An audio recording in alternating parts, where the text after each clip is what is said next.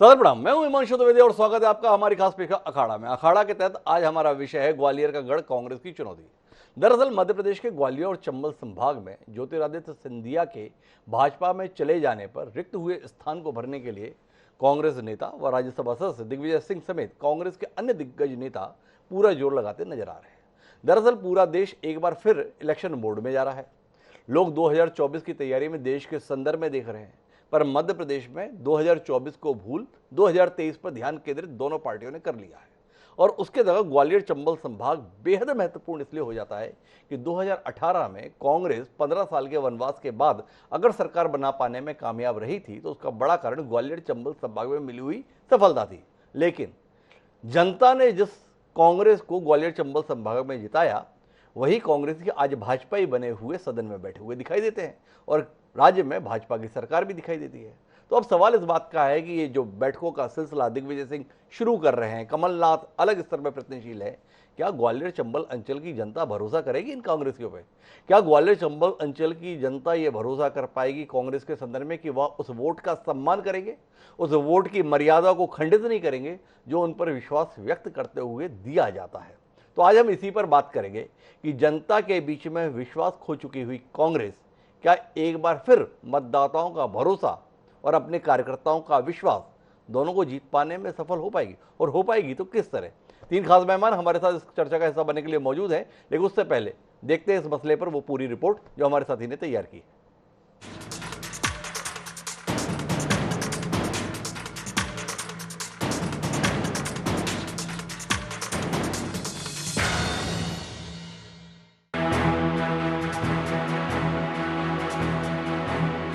मध्य प्रदेश के ग्वालियर और चंबल संभाग में ज्योतिरादित्य सिंधिया के भाजपा में चले जाने पर रिक्त हुए स्थान को भरने के लिए कांग्रेस नेता और राज्यसभा सांसद दिग्विजय सिंह मैदान में उतरे हैं।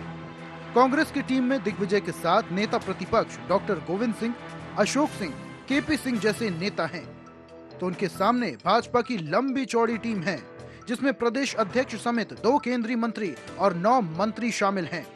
मध्य प्रदेश में सिंधिया का गढ़ माने जाने वाले ग्वालियर चंबल संभाग में 2018 के चुनाव में कांग्रेस ने 26 सीटें जीती थी, लेकिन सिंधिया के भाजपा में जाते ही कांग्रेस को 10 सीटों का झटका लगा है और उपचुनाव के बाद वर्तमान में कांग्रेस के पास 16 सीटें ही बची हैं, जबकि भाजपा के पास यहां अब 15 सीटें हो गई हैं। कांग्रेस विधानसभा चुनाव के 1.25 साल पहले से ही अब ग्वालियर चंबल संभाग के 2018 के प्रदर्शन को बरकरार रखने की कवायद में जुटी है। इसके लिए पूर्व मुख्यमंत्री और राज्यसभा सदस्य दिग्विजय सिंह ने भी मोर्चा संभाल लिया है। 2018 में मध्य प्रदेश की जनता ने जनादेश दिया था और वोटों की सरकार बनाई थी, लेकिन सिंधिया जी ने विगत 15 महीने के अंदर जो है नोटों की सरकार बनाने का काम किया। तो ये ग्वालियर चंबल की जनता पूरी तरह जानती है। शिवराज जी की भाजपा अलग है, संघ की भाजपा अलग है, भाजपा की भाजपा अलग है, सिंधिया जी की भाजपा अलग है। तो ये अब कहने की आवश्यकता है नहीं। पूरा जो हमारा ग्वालियर चंबल संभाग है वो इस दंश को झेल रहा है विभाजन के। कांग्रेस और ज्यादा मजबूत होकर उभरी है और आज की बैठक आपको ये दिखाएगी कि यहाँ कार्यकर्ता कितना स्वतंत्र हो गए, कितने स्वतंत्र रूप से अपनी बात रखने आ रहा है। कांग्रेस के ग्वालियर चंबल पर फोकस करने को लेकर भाजपा के प्रदेश अध्यक्ष बीडी शर्मा ने कहा कि ग्वालियर चंबल की जनता गोविंद सिंह और दिग्विजय सिंह की हकीकत जानती है और अब इनके झूठ की राजनीति यहाँ नहीं चलेगी। ये पूरा मध्य प्रदेश जानता है, विधानसभा के लोग जानते हैं, ग्वालियर चंबल भी जानता है कि आदरणीय गोविंद सिंह जी क्या हैं। वो कांग्रेस भवन से रणनीति बनाए, ग्वालियर चंबल से बनाए, जहां से बनाना है बनाए, लेकिन झूठ, छल, कपट के आधार पर राजनीति अब नहीं हो सकती। कांग्रेस ने मिशन 2023 के तहत प्रदेश भर में संभाग स्तरीय बैठक करने का फैसला लिया है और इसकी शुरुआत सबसे पहले ग्वालियर चंबल इलाके से होनी जा रही है। जाहिर है कांग्रेस भी इस संभाग की चुनौतियों से वाकिफ है। अब देखना होगा कि सिंधिया के पार्टी बदलने से बदली राजनीतिक परिस्थितियों के बाद कांग्रेस इन चुनौतियों से निपटने की क्या रणनीति बनाती है। देखना होगा कि जो संभाग सत्ता की 15 साल के सूखे को खत्म करने में अहम साबित हुआ था, क्या वहां पार्टी एक बार फिर से जनता का विश्वास जीतने में कामयाब हो पाएगी? INH 24/7 के लिए ग्वालियर से जावेद खान की रिपोर्ट।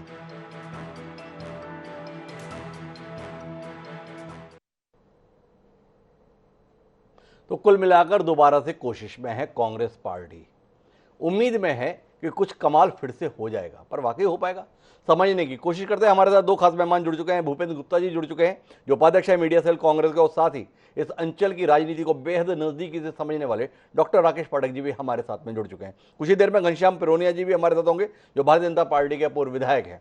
तो शुरुआत डॉक्टर राकेश पाठक जी से करता हूँ, और पाठक जी आपसे समझना चाहता हूँ, जिस पार्टी ने बमुश्किल 3 साल पहले मिले हुए जनमत को सहेज कर नहीं रख पाए, जो अपने कार्यकर्ताओं के पसीने का सम्मान नहीं कर पाए, बदले हुए चेहरे बदली हुई जगहों पर दिखाई दे रहे हैं, वो पार्टी एक बार फिर भरोसा जनता का पाना चाहती है। क्या आपको लगता है कार्यकर्ता भी भरोसा कर पाएगा अपने नेताओं के संदर्भ में, जिस तरीके का उन्होंने 2 साल पहले खेल किया है? ये सवाल है।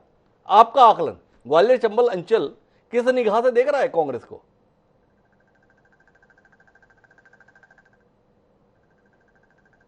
जनता ने जो भरोसा दिया था कांग्रेस को नवंबर 2018 में, जी, आप यकीन मानिए कि प्रदेश में सरकार बनने के लिए जो योगदान ग्वालियर चंबल ने दिया था, आप जानते हैं 34 में से 27 सीटें कांग्रेस को दी थी जनता ने। तो जनता ने तो झोली भरकर कांग्रेस को नवाजा था। ये कांग्रेस के नेतृत्व पर भी सवाल है कि एक बनी बनाई सरकार उन्होंने कैसे खो दी। लेकिन ये भी नहीं भूलना चाहिए कि जिन ज्योतिरादित्य सिंधिया के दल बदल से सरकार गई, उनका जो कृत्य है उसे भी जनता ने बहुत अच्छी तरह स्वीकार नहीं किया। जी, इसका नतीजा आपने उपचुनाव में देख लिया। देखिए, ग्वालियर चंबल संभाग में उपचुनाव में जितनी सीटें थी, उसमें ज्यादा बड़ी संख्या में सिंधिया के कैंडिडेट हारे। ग्वालियर में हारे, जहां उनका जयविलास प्रसाद है। ग्वालियर पूर्व सीट हारे, डबरा सीट हारे। एक प्रद्युम्न सिंह को छोड़कर 3 में से 2 सीटें ग्वालियर में हार गए। मुरैना में से 4 में से 3 सीट हारे। भिंड जिले में 2 में से 1 सीट हारे। यानी ज्योतिरादित्य सिंधिया के दल बदल को कम से कम ग्वालियर चंबल की जनता ने उस तरह स्वीकार नहीं किया। ठीक है, उपचुनाव में बाकी मालवा और इस तरफ की जो सीटें थी वो जीतकर बीजेपी की सरकार बनी रही, बच गई फिर से।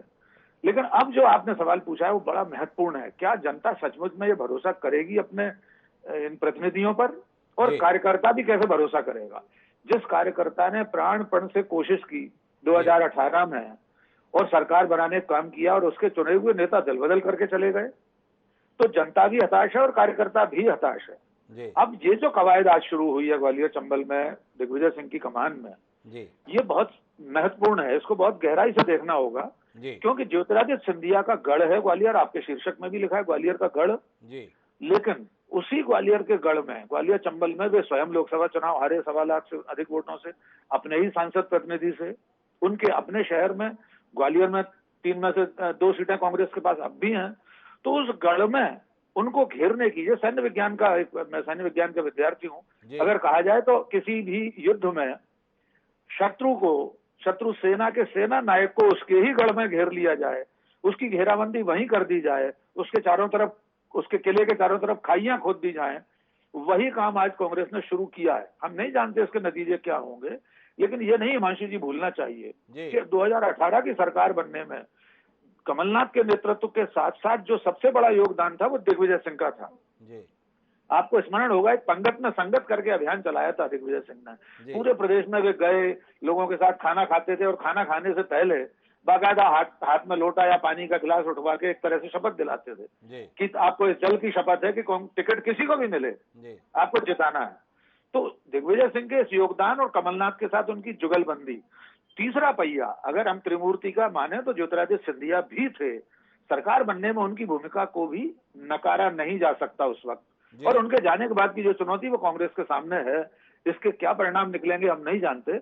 लेकिन कांग्रेस ने ये पहल करके ग्वालियर के गढ़ में ही घेरने की जो कोशिश की है, राजनीतिक रूप से और रणनीतिक रूप से, दोनों तरीके से, ये फिलहाल ठीक सा कदम दिखाई दे रहा है। राकेश पाठक जी कह रहे हैं कि कुल मिलाकर से दिलचस्पी से बढ़ गई है, इससे इंकार नहीं है, और जनता ने दल बदल को स्वीकार नहीं किया है, ऐसा उपचुनाव के परिणामों से बोध होता है। लेकिन मैं भूपेंद्र गुप्ता जी 2 विषयों पर आपसे बात करना चाहता हूं। एक, पंगत में संगत का उल्लेख किया। माननीय दिग्विजय सिंह ने शपथ दिलवाई थी, गलती कर गए, भाप नहीं पाए थे। शपथ केवल इतनी दिलवाई, जिसको भी टिकट मिले सबको कांग्रेस का काम करना है। उम्मीद करें इस बार जो शपथ दिलवाएंगे उसमें ये भी करवाएंगे, भाई जिसको भी टिकट मिले वो कांग्रेस में ही बना रहेगा, इसकी भी शपथ की जरूरत अब कांग्रेस को पड़ेगी, ये जानने में हमारी दिलचस्पी है एक। और दूसरा जानना यह है कि त्रिमूर्ति का उल्लेख जो डॉक्टर राकेश पाठक कर रहे थे, जिसमें कमलनाथ जी थे, दिग्विजय सिंह थे और ज्योतिरादित्य सिंधिया थे, क्या डॉक्टर गोविंद सिंह का दमखम इतना है कि वो सिंधिया को रिप्लेस कर पाएंगे? क्या उसकी भरपाई कर पाएंगे? जिस तरीके से डॉक्टर गोविंद सिंह को भाजपा खारिज करती है, तो आपसे जानने में दिलचस्पी है कि सिंधिया की पूर्ति क्या गोविंद सिंह की शख्सियत कर पाती? देखिए, ये इससे बड़ा सवाल ये है महत्वपूर्ण, क्या अब सिंधिया की पूर्ति करने की आवश्यकता है क्या? जी जिस दिन मुख्यमंत्री पद का चयन हो रहा था जी, तो 16 लोगों ने उनको वोट दिया था। जी हमारे 114 विधायक थे। अब 114 में 16 जिसके पास हैं, उसके पास प्रदेश के 5 महत्वपूर्ण विभाग थे।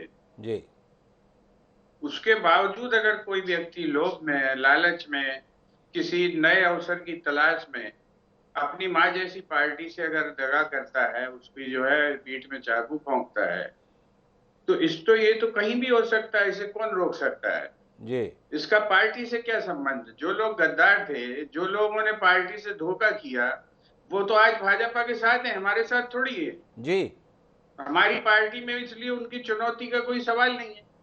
दूसरी चीज मैं आपसे कहना चाहता हूँ, हालांकि बहुत सारी बात पाठक जी ने बता दी है जी, कि हमने जो है हमने उपचुनाव में जो सीटें जीती हैं, वो तो ग्वालियर के गढ़ में जीती हैं।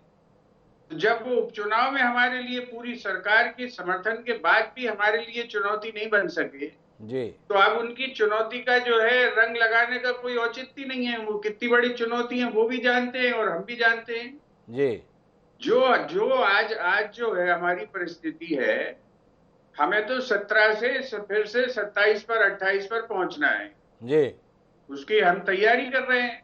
जी, आज उनके विरोध के बावजूद और भारतीय जनता पार्टी के दमन के बावजूद 17 हमारे साथ है ना, जी, तो हम उस तरफ जाएंगे। और ये किसने कह दिया कि उन्होंने गढ़ जीत लिया और हमको जनता ने नकार दिया? जी, आधी से ज्यादा सीटें आज भी हमारे पास हैं।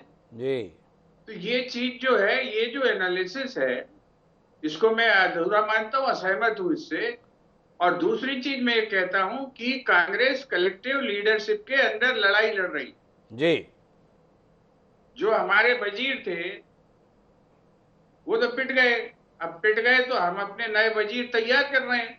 जी, अब जो है जो घोड़े थे टेढ़ी चाल के चल के निकल गए, अब जो है ढाई घर वाले लोग हमारे पास नहीं है। अब हमारे पास जो है सीधी चाल चलने वाले लोग हैं, इन्हें हम वजीर बनाएंगे। और ये वजीर जो है कमलनाथ जी की यही रणनीति है। और कमलनाथ जी ने काम के माध्यम से प्रदेश के अंदर अपनी साख बनाई है। आज भी गांव-गांव आप सर्वे कराएं, आपका चैनल बहुत पॉपुलर है। जी, 100 रुपए 100 यूनिट बिजली का जो गीत है, आज तक कानों में लोगों के गूंज रहा है। इस सरकार ने लूट के खा लिया इस प्रदेश को, लेकिन हमारी 100 रुपए की 100 यूनिट बिजली 98 लाख लोगों को हमने दिए। और ये सरकार अभी रोज लूट रही है, रोज नए तरीके निकाल रही है लूटने के। इंपोर्टेड कोल का जो तरीका भी इसलिए निकाला जा रहा है कि जनता को और निचोड़ा जा सके, तो ये जो गन्ने की चरखी में जनता को डाला जा सके। इस सबके, इन सारे फैक्टर्स पर भी हमें नजर रखनी पड़ेगी कि जनता के ऊपर जो एक आतताई सरकार है, वो किसी व्यक्ति के प्रभाव से जो है जनता को प्रभावित नहीं कर सकती है। भूपेश जी, मैं बीच में रोकना चाहता हूँ, आपने काफी सारी बातें कह दी, शब्दों की संपदा आपके पास हमेशा ही बहुत अच्छी रही है, पर साथ में थोड़े तथ्य भी चाहिए ना, हमें जानने में दिलचस्पी है। वो ढाई चाल वाले निकल गए, अब सीधी चाल वाले हैं, ये कौन सा फिल्टर है जिससे आपको पता है कि अब कोई नहीं जाएगा? जनता को ये भरोसा कैसे दिलाएंगे? अपने कार्यकर्ताओं को कैसे भरोसा दिलाएंगे? जो लोग पार्टी छोड़कर गए थे, वो जुम्मा कोई 4 दिन 8 दिन या 2 साल 4 साल से आपकी पार्टी में नहीं थे।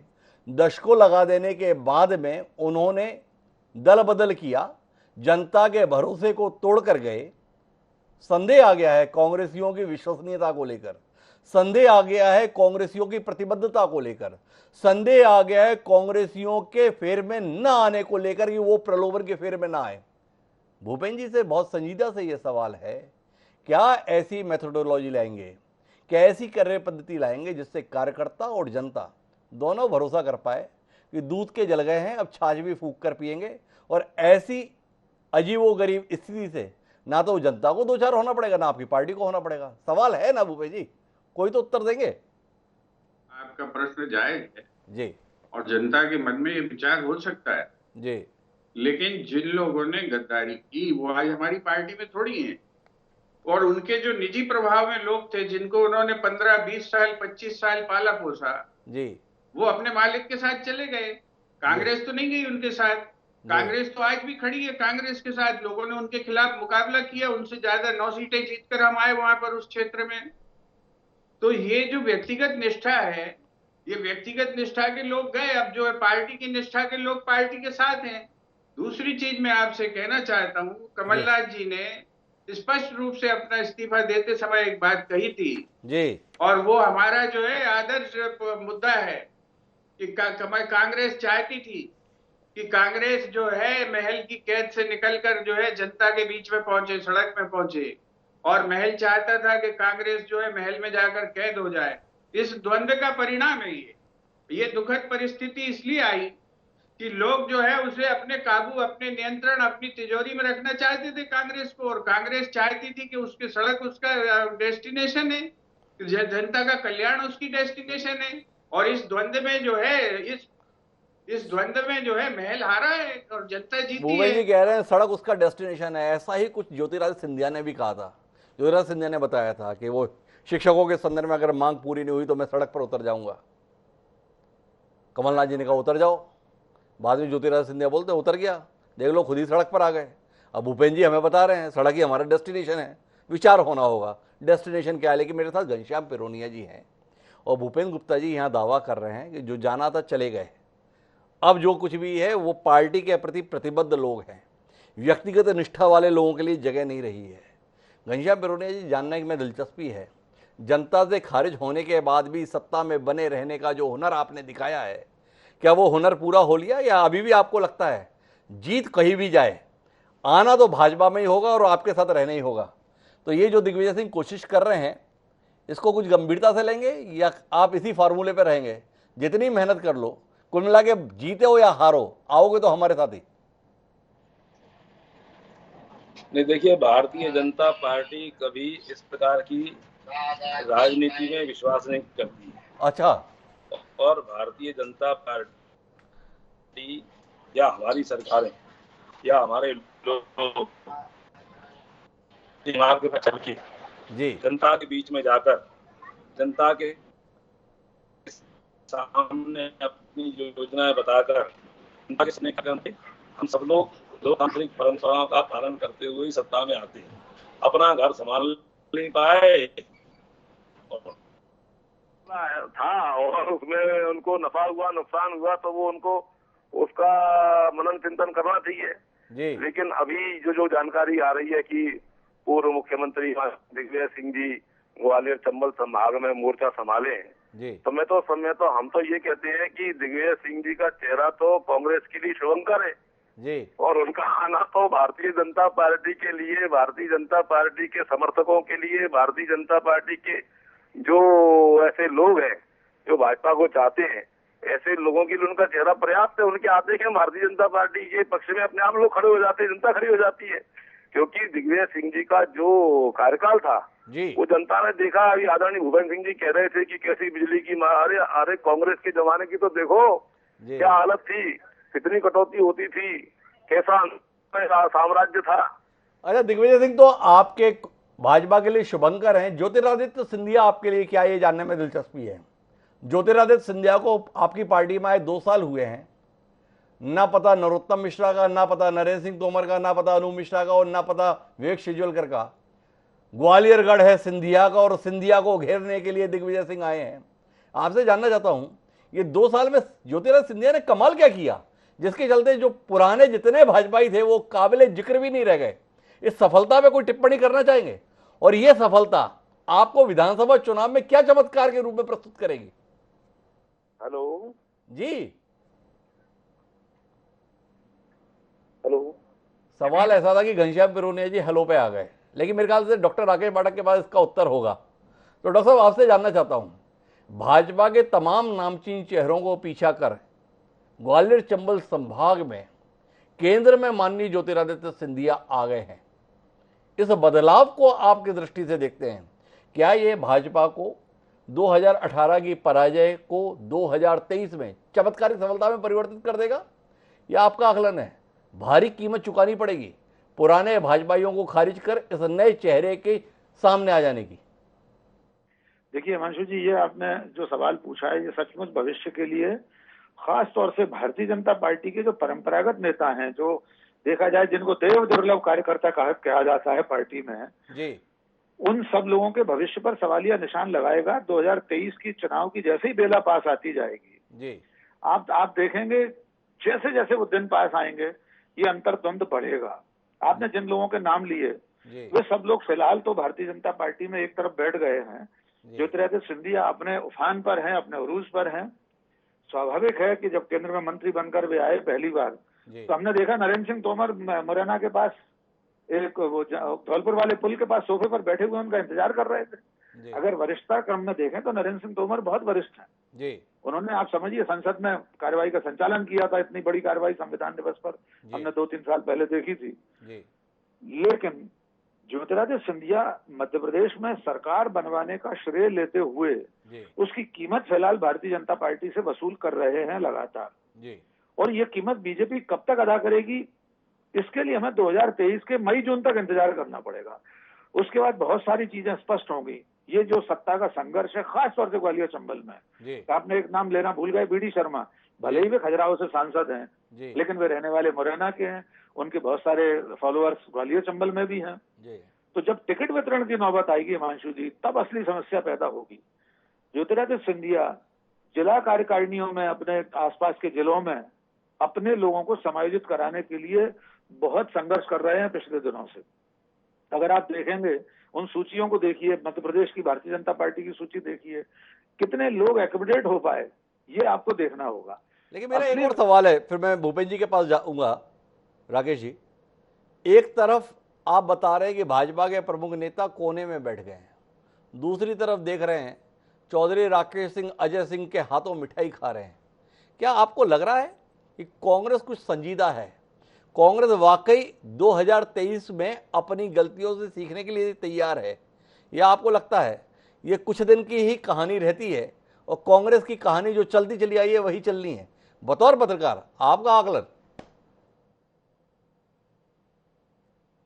मारी हुई है कांग्रेस की, अपनी एक परंपरा है, उसका एक कल्चर है गुटबाजी, यद्यपि उससे ज्यादा गुटबाजी अब बीजेपी में है लेकिन कांग्रेस उससे निजात नहीं पा पाती।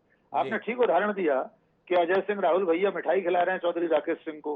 हमने देखा था विधानसभा में किस तरह उन्होंने पाला बदला था अविश्वास प्रस्ताव के दिन। अगर कांग्रेस सचमुच संजीदा है, और जो अभी हमें और आपको प्रथम दृष्टया दिखाई दे रही है लेकिन अभी 1.5 साल है, 1.5 साल में चंबल में कितना पानी बह जाएगा, कितना नर्मदा में बह जाएगा हम नहीं जानते।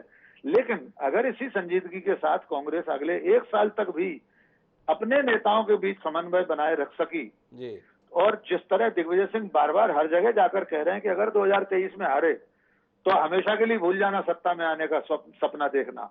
हमने देखा था पिछले दिनों उनका एक वीडियो वायरल हुआ था। तो ये बात अपने हमारे भूपेंद्र गुप्ता जी भी जानते हैं, दिग्विजय सिंह भी जानते हैं और कमलनाथ भी जानते हैं कि 2023 वाटरलू साबित होगा। इसलिए ये सब लोग अपने अपने अस्तित्व को बचाने की लड़ाई भी लड़ रहे हैं, अस्तित्व को बचाने के लिए लड़ाई लड़ रहे हैं। मैं एक बार फिर कोशिश करता हूं घनश्याम पिरोनिया जी से जुड़ने की और उनसे जानना चाहता हूं, दिग्विजय सिंह के शुभंकर के बूते ही काम कर लेंगे, या जो सवाल आपकी पार्टी के अंदर परस्पर विभाजन के तौर पर सड़क पर दिखने लगे हैं, इसके संदर्भ में भी कुछ विचार करेंगे घनश्याम जी? नहीं, देखिए भारतीय जनता पार्टी में कहीं कोई परस्पर विरोधाभास नहीं है जी। और जैसा अभी आदरणीय राकेश जी कह रहे थे कि ज्योतिरादित्य सिंधिया जी जब बनकर के आए तो नरेंद्र सिंह जी वहां बैठ करके और वो मुरैना में इंतजार कर रहे थे, तो मुझे नहीं लगता कि हमारी परंपरा है, बड़प्पा नहीं हमारे नेताओं का। हम एक दूसरे को आदर सम्मान देना जानते हैं, यही भाजपा की संस्कृति है और भारतीय जनता पार्टी इसी कारण ही आगे बढ़ी है। और ये नहीं कहना कि साहब उसका कद बढ़ रहा है इसका कद घट रहा है, ये भाजपा में नहीं होता है। जिसको जहां मैं हमेशा कहता हूँ भारतीय जनता पार्टी ही ऐसी एक पार्टी है जहां तय नहीं रहता है कि किसको क्या बनना है, कब किसको मुख्यमंत्री बना दे पार्टी, कब किसको विधायक बना दे, कब किसको सांसद बना दे, कब किसको अध्यक्ष बना दे, ये केवल और केवल भारतीय जनता पार्टी में ही हो सकता है, अन्य पार्टियों में नहीं। और इसलिए भारतीय जनता पार्टी अपनी नीति योजनाओं के साथ ही आगे बढ़ रही है और बढ़ेगी भी। अपनी नीति पे आगे बढ़ रही है। लेकिन मैं अब आखिरी दौर की बातचीत के लिए भूपेंद्र जी आपके पास आना चाहता हूँ और जानना ही चाहता हूँ, इन बैठक से करेंगे क्या? ग्वालियर चंबल संभाग में दिग्विजय सिंह पहुंचे हैं, भोपाल में कर लेते। ग्वालियर पहुंच के क्या ऐसा संदेश लोगों के बीच में देने वाले हैं जिसके चलते हम इस बैठक को गंभीरता से लें? किस उम्मीद के साथ हैं आप अपने नेताओं के इस प्रवास के संदर्भ में? इस पर थोड़ा रोशनी डालेंगे भूपेंद्र जी? ये हमारा जो है दिग्विजय सिंह जी के नेतृत्व में जी जन जागरण अभियान चल रहा है पिछले 3-4 महीने से जी। उसमें हम प्रशिक्षण शिविर भी लगा रहे हैं और उसमें हम लोगों से बातचीत कर रहे हैं और लोगों से जो है इनपुट ले रहे हैं, जो हमारे कार्यकर्ताओं से भी, सामान्य पब्लिक से भी, फ्रीडम फाइटर्स के घर पर भी जा करके, और जो है बहुत सारे लोगों से हम लोग संपर्क कर रहे हैं जी। हमारा अपना जनसंपर्क अभियान चल रहा है, घर घर चलो उसका एक हिस्सा था। हमने जाना है कि किस तरह से भारतीय जनता पार्टी भ्रष्टाचार के शीर्ष पर बैठी हुई है और किस तरह से जो है हर जगह हर हितग्राही को लूटा जा रहा है। इसकी हमारे पास प्रत्यक्ष जानकारियां आ रही हैं जी। और ये जो हमारा अभियान है जनसंपर्क अभियान, उससे कार्यकर्ता को पिरोने का काम ये इस नए अभियान से हमारा संभागीय समझ से शुरू हो रहा है जी।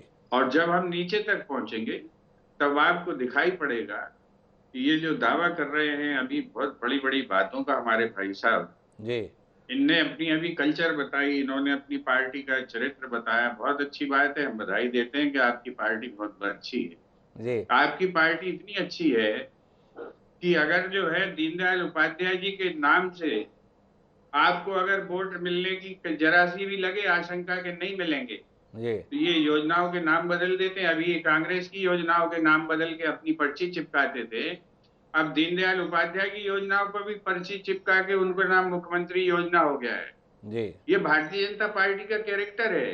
जी। जो व्यक्ति उपयोगी नहीं, वो किसी काम का नहीं, उसको बाहर करो। आज अटल जी को कोई याद नहीं करता इनकी पार्टी में, जिसने जो इस पार्टी को खड़ा किया है, जिस पर ये गौरव कर रहे हैं, उसमें उनके परिश्रम, उनका मांस मज्जा लगा, उन्हें भी याद नहीं करते ये लोग जी। ये जो है श्यामा प्रसाद मुखर्जी को याद नहीं करते। इन्होंने बंगाल में श्यामा प्रसाद मुखर्जी के नाम पर वोट नहीं मांगी, उनने वहां पर जो है रविन्द्रनाथ टैगोर के नाम पर वोट मांगी जी। ये पार्टी का ये जो है इनका बेसिक कैरेक्टर, इसमें से हमें ढूंढना चाहिए कि जो पार्टी अपने हीरोज को भुला देती है सिर्फ प्रॉस्पेक्ट्स के लिए। तो पर भूपेंद्र जी मेरा जानना है, ऐसी पार्टी का भी आप मुकाबला नहीं कर पाते? ऐसी पार्टी से भी आप हार जाते हैं? ऐसी पार्टी भी आपको शिकस्त दे देती है? इतनी खराब पार्टी, इतनी अवसरवादी पार्टी जिसे आप करार दे रहे हैं, इसके आगे भी टिक नहीं पाते हैं? 135 साल पुरानी पार्टी की ये हालत, इस पर कुछ विचार करेंगे? आप क्या ऐसा कर रहे हैं? तो आपसे हम एक छोटा सा आग्रह करना चाहेंगे, अगर किसी 40 की विधानसभा में आपके पास मात्र 2 विधायक हैं जी और आप वहां सरकार बना लें किसी भी हिकमत से जी, तो आप कल्पना करते हैं ये लोकतांत्रिक तरीके से ये जीत हासिल कर रहे हैं। जी। ये लोकतंत्र को बेचकर खरीद कर लोभी लालची जो है बच्चों को चॉकलेट का लालच देके ये जो बच्चा चोरी की एक नई लोकतांत्रिक परंपरा पैदा की गई है जी। और बाद में उस बच्चे से भीख मंगवाते हैं ये, तभी तो लोग वापस लौट कर कांग्रेस या दूसरे दलों में वापस लौट के जाते हैं। जिन बच्चों को इनने चॉकलेट दिखाई थी बंगाल में और भीख मंगवाने की योजना बनाई थी, वो सब लौट के वापस ममता बनर्जी के पास पहुंच गए हैं। बीजेपी से ही तो गए हैं लोग। ये राजनीति देश के लिए अहम है कि नहीं है, इस पे सवाल खड़ा होना चाहिए। अगर ये राजनीति करनी है तो फिर हमने दल बदल कानून क्यों बनाया? अटल बिहारी वाजपेयी ने उसको इतनी मजबूती क्यों दी कि 66% उन्होंने कर दिया कि 2/3 मेजोरिटी का पार्टीशन होना चाहिए। ये चॉकलेट के लालच में जाने वाले लोगों के आधार पर आपकी टिप्पणी किसके संदर्भ में है? राकेश चौधरी के संदर्भ में, बालेंदु शुक्ल के संदर्भ में, किसके संदर्भ में? भूपेंद्र जी थोड़ा जानने में दिलचस्पी है। बातचीत के केंद्र में मध्य प्रदेश है, समझना चाहता हूँ ये चॉकलेट के लालच में जाने वाले लोग आपके बीच में कौन से हैं? हमने आपसे कहा कि ये स्वाभाविक प्रक्रिया है और इस प्रक्रिया को हम समझें, व्यक्तियों के बारे में चर्चा करने का कोई औचित्य नहीं है जी। ये प्रक्रिया ये है कि ये जो है अपनी पार्टी में लोगों को ले जाकर लालच के माध्यम से फिर उन्हें जीरो करते हैं और जीरो करने के बाद उन्हें सड़क पे छोड़ देते हैं, फिर वो दे राम दिला दे राम दे दो भाई करता रहता है, ऐसी हालत कर देते हैं। भूपेंद्र जी ये कह रहे हैं, तो मैं आखिरी टिप्पणी के लिए डॉक्टर राकेश पाठक आपके पास आना चाहता हूँ। भाजपा लोगों को लेती है, इस्तेमाल करती है और सड़क पर छोड़ देती है। भाजपा ने बड़े पैमाने पर मध्य प्रदेश में विधायकों को लिया, माननीय ज्योतिरादित्य सिंधिया को लिया। 2023 में ये लोग सड़क पर दिखेंगे या महलों में दिखेंगे, जानने में दिलचस्पी है। भूपेन्द्र जी अतीत के अनुभव के आधार पर सड़क की उम्मीद कर रहे हैं, आपका आकलन, वाकई भाजपा इतनी जल्दी मोह भंग हो जाएगा इन लोगों का? नहीं, बहुत आसान नहीं है हिमांशु जी। नंबर एक, जी हम लोग कोई भविष्य वक्ता नहीं है, हम ज्योतिषी नहीं है जी। लेकिन जनता के मूड को देखकर हम ये कह सकते हैं कि जब तक कांग्रेस, भूपेंद्र भाई कह रहे हैं कि सड़क पर हमारा डेस्टिनेशन सड़क है, जी तो कांग्रेस को सचमुच सड़क पर ही उतरना होगा, जनता की लड़ाई लड़ना होगी। जी अंतिम बात मैं ये कहकर अपनी बात को यहाँ समाप्त करूंगा जी कि सचमुच में ये कांग्रेस को अंतर्मनन करना चाहिए, चिंतन करना चाहिए, आत्ममंथन करना चाहिए कि उसके लोग ही क्यों दल बदल करने के लिए तैयार हो जाते हैं, ये चॉकलेट लेकर क्यों चले जाते हैं जब उन्हें मालूम है। और देखिए, सड़क पर भीख मांगने वाले तो कम ही हैं, बाकी तो मंत्री बने बैठे हैं, गोविंद राजपूत से लेकर तुलसी सिलावट तक सब, प्रद्युम्न सिंह तोमर सब मंत्री बने। जो मंत्री हार गए थे वो निगम मंडलों में बन गए, इमरती देवी और मुन्नालाल गोयल इत्यादि। तो सवाल कांग्रेस को सोचना चाहिए, वो कौन सी गंगा जली उठवाए, जो आपने बिल्कुल सही पूछा था कि जिसे टिकट मिलेगा उसे तो जिताने का जिम्मा लेगी। इस बार उन्हें गंगा जली ये भी उठवाना पड़ेगी कि जीत जाएंगे तो दल बदल नहीं करेंगे। तो जब तक कांग्रेस खुद ये नहीं सोचेगी कि उसके भीतर के ये कैसे अंतर्विरोध हैं और वे क्यों इतने लालच में आकर सत्ता बदलने के लिए, दल बदल के लिए तैयार हो जाते हैं, ये कांग्रेस की चिंता का विषय है। कांग्रेस की चिंता का विषय होना चाहिए। तो कुल मिलाकर हम बातचीत के मर्म में पहुंचे तो 75 साल की उम्र में दिग्विजय सिंह या 73 साल की उम्र में कमलनाथ जितना भी प्रयत्न कर रहे हो, महत्वपूर्ण यह है जिनके लिए वह प्रयत्न कर रहे हैं, जिस कांग्रेसी कार्यकर्ताओं को सम्मान और स्थान दिलाने के लिए वो प्रयत्नशील हैं, क्या वो कांग्रेस कार्यकर्ता या कांग्रेस नेता अपनी पार्टी के प्रति उस विश्वास, उस भरोसे को कायम रखने के लिए प्रतिबद्ध हैं जिसके आधार पर वह उम्मीद करे कि जनता उन पर भरोसा करे? सबसे पहली जरूरत जनता के बीच में ये भरोसा पैदा कराने की होगी कि अब जो कांग्रेसी है वो जीतने के बाद भी कांग्रेसी रह जाएगा। अगर ये भरोसा पैदा हो जाएगा तो शायद 2023 में कोई बात बन जाए, अन्यथा अगर अविश्वास का ये वातावरण रहा तो कांग्रेस के लिए जनता के स्तर पर जाने से पहले अपने कार्यकर्ताओं से जूझना ही एक चुनौती रहेगी। क्या कांग्रेस समय रहते उस चुनौती से उबर लेगी? जानने में दिलचस्पी रहेगी। बहरहाल आज की इस बातचीत के लिए आप तीनों मेहमानों का बहुत बहुत धन्यवाद। कल फिर मिलेंगे नए विषय के साथ। मुझे दीजिए इजाजत। सादा बड़ा।